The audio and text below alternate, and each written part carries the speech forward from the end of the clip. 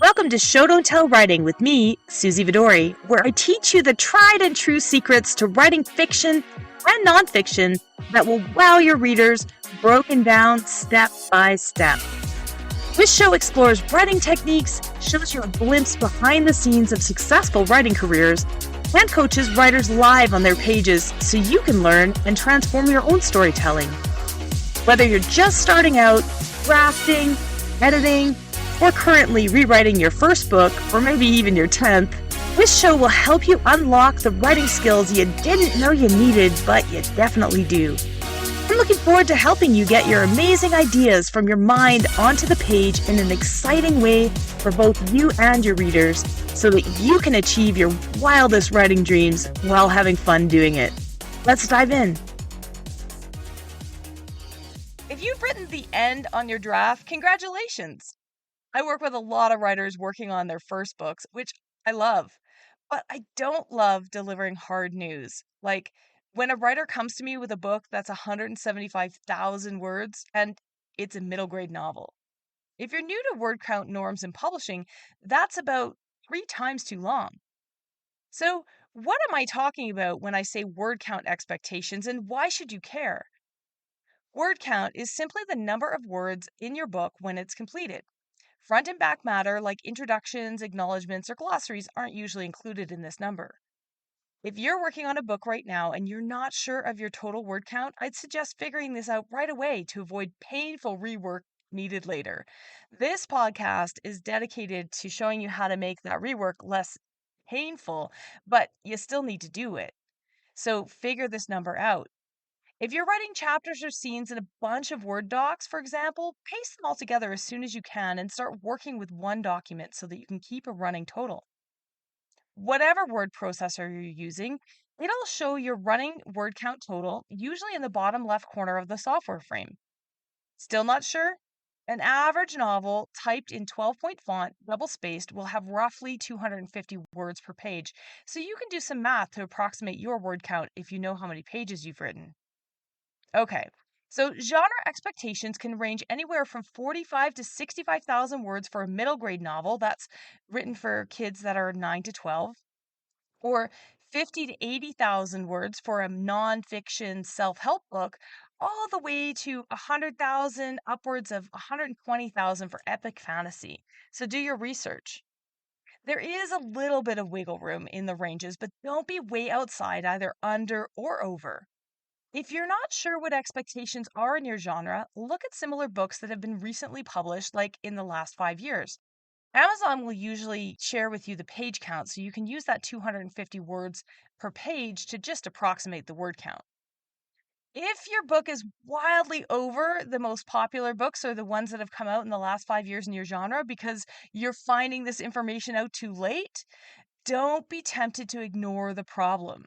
I promise you, it's not going to go away, and it's going to hurt your chances of your book getting read, loved, and shared, no matter how you publish your book.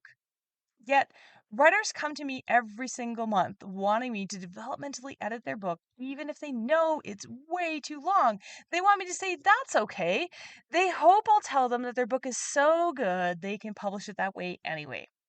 But can't say that because here's the problem with bloated word count. Number one, you're breaking your readers' expectations, which will disappoint them.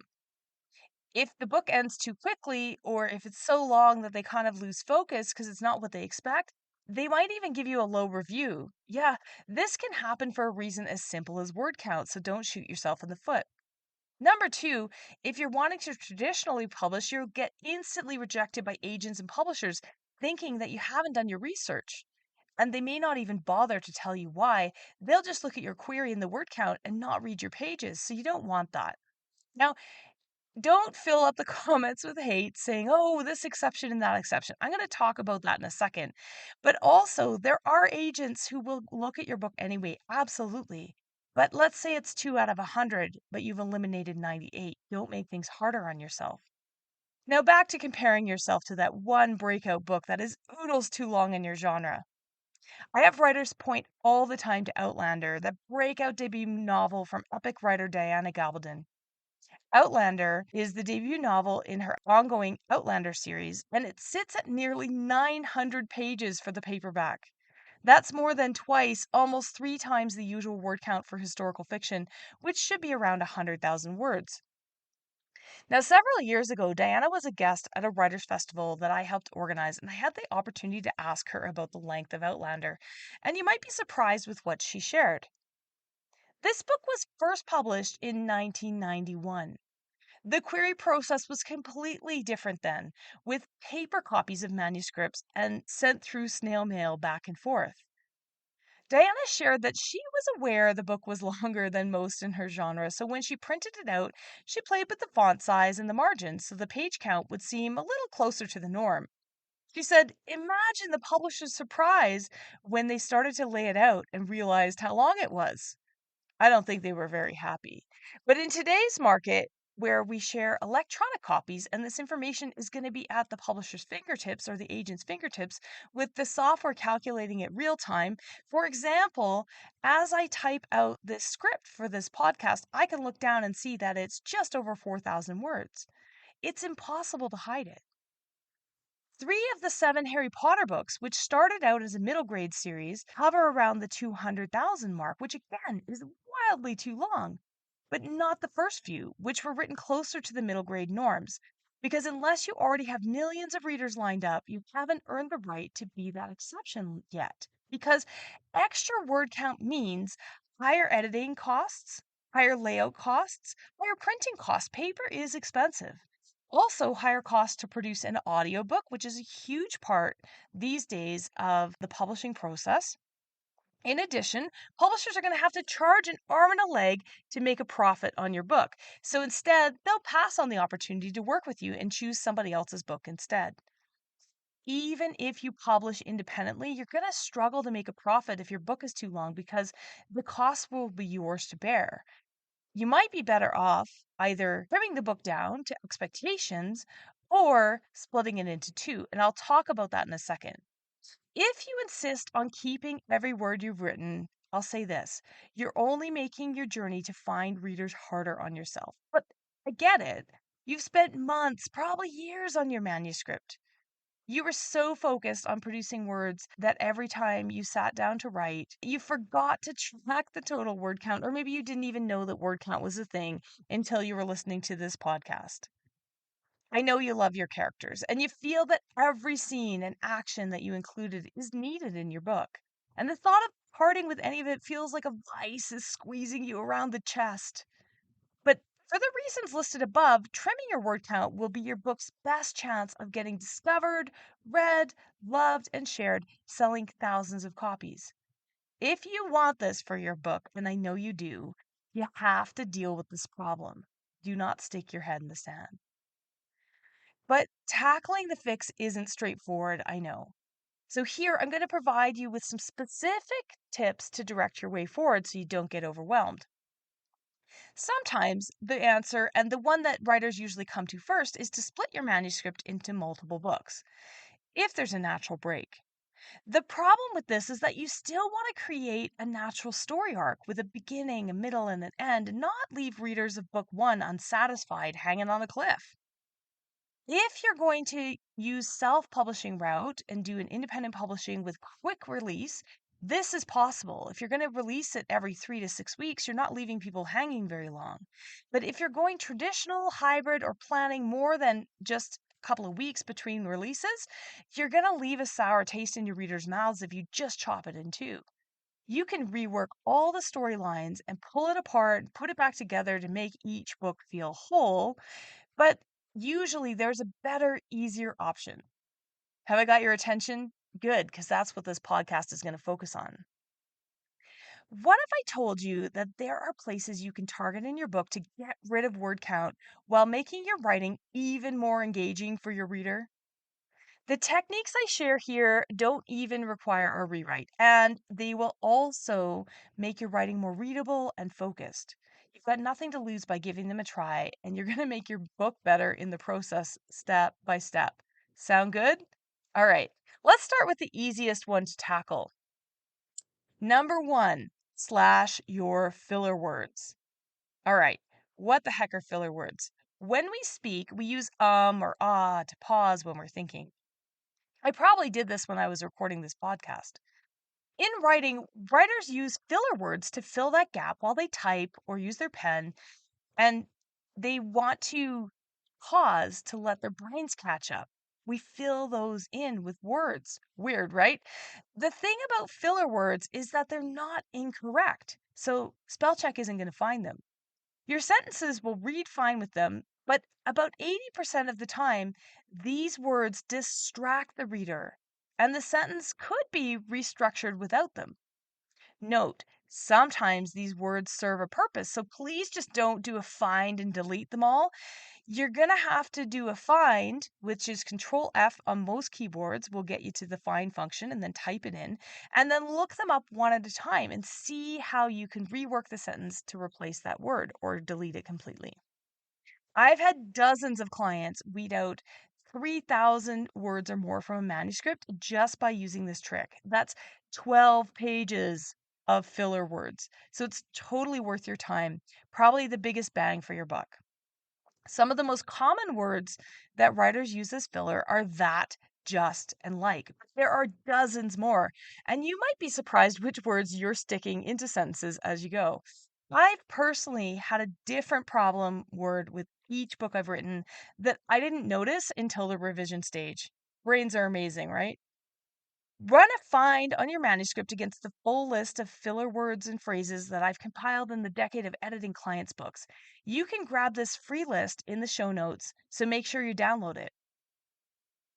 This is a terrific task to tackle when you have time set aside to write and your brain isn't cooperating for whatever reason. We all know those times.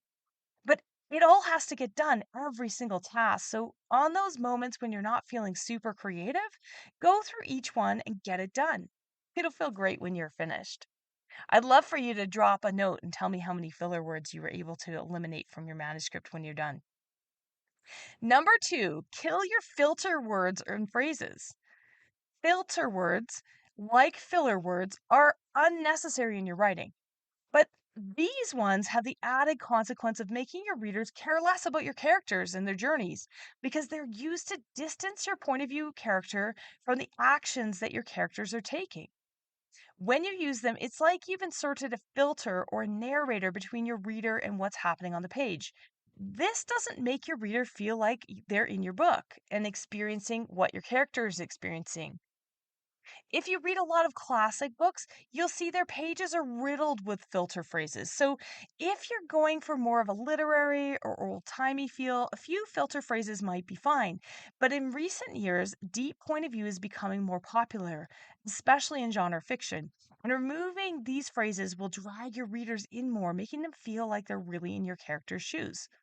Not to mention, since you're eliminating several words with each instance, removing them can reduce word count really fast, and that's what we're targeting in this list. Look for these verbs that indicate you might be using filter phrases and see if you can rework the sentences without them. Aim to reduce these by 90% if you can. You're not going to get rid of them all. But some examples to search on and remove include to see, to hear, to think, to touch, to wonder, to realize. Instead of just seeing that there is a table in the middle of the room, there is just a table in the middle of the room. We're already in your point of view character's point of view, so we don't need those extra filters to tell us that they saw it. All right, number three, eliminate your dialogue tags. If you're writing for adults, dialogue tags like she said, he said, they said aren't strictly necessary. Look for places in your draft where you have a dialogue tag and then an action beat, for example. These are really easy to eliminate. An action beat is any action that your character takes. Adult readers actually skip over these he said, she said. So they don't register them anyway, and they certainly won't miss them when they're gone. I'm going to be interested to see what happens though, because while readers do skip over these, when I'm listening to audiobooks and they read it verbatim, which they must because they have to be the same, it becomes really distracting to hear all these sets. So it's going to be interesting to see what happens. One of the ways around this is to just go with action beats. When you use an action beat, it shows what the character is doing immediately before or after your quotation marks. This makes it really obvious who's speaking without adding extra words that are super boring. Note, if you are writing middle grade or if you're writing a book for a lower reading level, you're going to want to leave the dialogue tags in. So don't take this advice because newer readers actually need them for comprehension. But if you're writing for adults, go to town. Just be sure to leave the action beats there so that readers can tell who's talking. This is not a license to just go through and eliminate every indication of who's talking in your entire novel because you will completely lose your reader. Action beats are way more interesting and can help us understand and deepen your character or your setting or anything else about your book that is much more interesting than just saying she said. All right, number 4, remove character names in dialogue. This one is dead easy. We don't go around calling each other by name all the time. Take these mentions out of your dialogue. It sounds goofy. Likewise with introductions. Hi, I'm Suzy. Oh, nice to meet you. I'm so and so. Suzy introduced herself would be just great. And then move on. So far, these tips are technique driven. If you only address these in your manuscript, you'll have cut thousands of words without changing a thing about your book scenes or flow, making your book read even better. Cool, right? But if you still know that your book is too long, keep going and watch for these opportunities as well. They require a little more finesse to execute, but if you're deliberate about them, they don't require you to turn your book on its head to get it done. All right, number 5, combine repeated scenes, recaps, or characters. This is the big one. Okay, look for places in your book that feel similar and merge them together. For example, do your characters visit a location several times, like a coffee shop, all the time? See if you can combine the events into less visits to that location. You'll keep all the stuff that happens, but combining scenes will give you lots of opportunity to tighten up your word count without changing anything that happens. This is also true if your characters move locations several times within a scene, but nothing happens in some of those locations. Skip them. Number 2, do you have a scene where a character is telling their brother about something that the reader has already witnessed in an earlier scene? Don't make us hear it all again. Reduce it to a quick recap. He told her about the fist fight. Okay? We don't need to go there. So, what happens is the first time you write that scene, if you bring us, this is part of show don't tell, right? Bring us to the moment, bring us to the fist fight. We are there with your character that's in the fist fight. We go through the whole slew of emotions and everything else, and the arc is awesome. We experience that with your character. Now, if they go and tell their brother about it afterward, we don't want to go through all those emotions all again. It feels identical to your reader, even if the brother is now hearing it for the first time. So stick to a recap there. Remember, if the reader already has the information or the reader has already experienced this change, don't do it again. It's redundant. Number 3, do you have a few characters that ended up with similar goals or similar voices in your book? You can combine them into one person. This is usually with minor characters. Obviously, this doesn't work for main characters, but it will allow you to keep all the dialogue that you wrote. You can keep the events that happened. You can even keep their backstory. But it will definitely save your word count because you have less characters to introduce and include, and possibly less scenes overall. Here's the thing, even if you love your draft the way it is, try to keep an open mind regarding word count if you know that you're not within the normal limits. Fitting within a genre's word count expectations is going to make your book more accessible to readers, more saleable, and more profitable overall. And ultimately, these changes will make your writing as strong as it can be. So, addressing the word count problem that you've got is actually a win win situation. But don't get overwhelmed.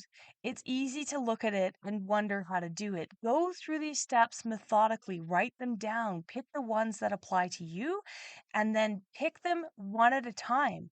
Do a pass where you address one thing at a time, and thousands and thousands of words are going to shed off your manuscript, keeping everything that you loved about it intact. I'm wishing you the best of luck in getting your word count under control. I hope you share with all of us at Inspired Writing how it goes.